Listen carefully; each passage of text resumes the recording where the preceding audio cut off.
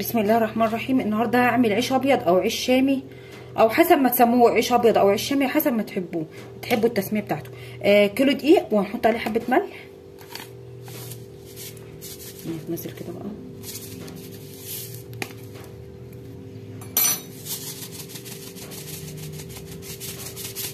بس كفايه كده. نقلب ده الاول كده على بعضه.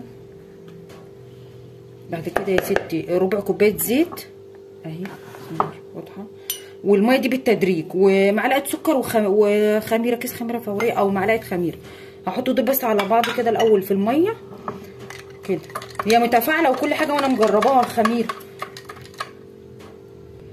هنزل بالزيت حوالي ربع كوبايه او معلقتين 3 كده بتاعت الاكل، وهنزل بالخميره. انا ممكن كنت احط الخميره على الدقيق على طول، بس السكر بتاعي خشن فانا دربته في بعضه عشان كده كله على بعضه كده عشان السكر ما هنعجن بقى عجين عادي. الميه دي بالتدريج، انا ما اقدرش احكم على يعني الدقيق الميه هتاخد قد ايه، الدقيق هياخد قد ايه، لان من دقيق لايه الدقيق بيختلف وشركات طبعا. تدنك بقى تعجني فيه كده. بصوا طريه ازاي، طريه بس ناشفه، يعني ايه مش ملزقه قوي، حلوه برضو. هي بتبقى عجينته ناشفه شويه، عجينه العيش، عشان كده احنا بنحط الزيت فيه عشان ايه ما يعضم، ينشف وما يعضم كده. فهي ما شاء الله حلوه وبتفصل من ايدي، فصلت من ايدي. بحب اعجن على الرخامه على طول بصراحه. هو خد معايا بالكوبايه دي 3 كوبايات ميه حسب بقى ما ياخد معاكم. البوله نفسها وهنحط فيها زيت، انتهى زيت يعني، وهندهن على الوش. ممكن تشيل اهي مسحها كده بس في الزيت عشان ما نكترش برده الزيت جواها كده، ونغطي عليها ونسيبها تخمر. العجينه ارتاحت وخمرت اهي. هنزلها بقى كده على الرخامه، وبعدين يا ستي هنرش دقيق كده بسيط، وتكوروها كور على قد حسب الرغيف بتاعكم بقى، يعني حسب ما انتوا عايزين الرغيف، يعني مثلا وليكن كده. وتحاولوا تعملوا القفلات تقفلوها كده بس قبل الدقيق، عشان ايه الدقيق مش يعزلها زي ما عمل معايا كده كده، ويبقى كله زي النظام ده كده اهي، حته قد كده ونعملها كله بقى بنفس الطريقه.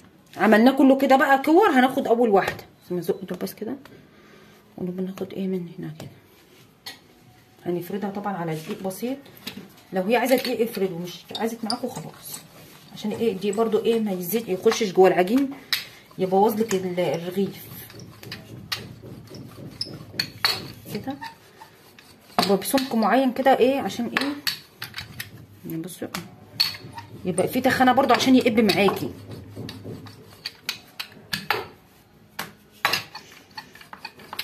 تحاولي ايه تدوري كده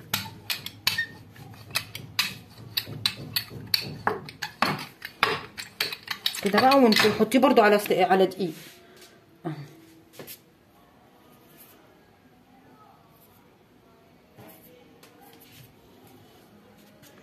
ان شاء الله العجين خمر اهو، الرغيفه يعني رغيفه العيش. فانا هدخله بقى عشان ماسكه التليفون بايد واحده، هدخله معاكم في الفرن دلوقتي وبوريه لكم وهو جوه الفرن. ما شاء الله هم قبوا في الفرن هم، وبقى شكله جميل اللي انتوا اللي بشاور عليه ده قبب وحلو.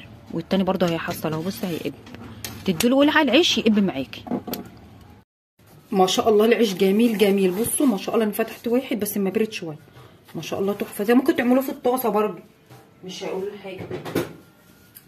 بالمقص كده وافتحوا كده ما شاء الله تحفه ازاي.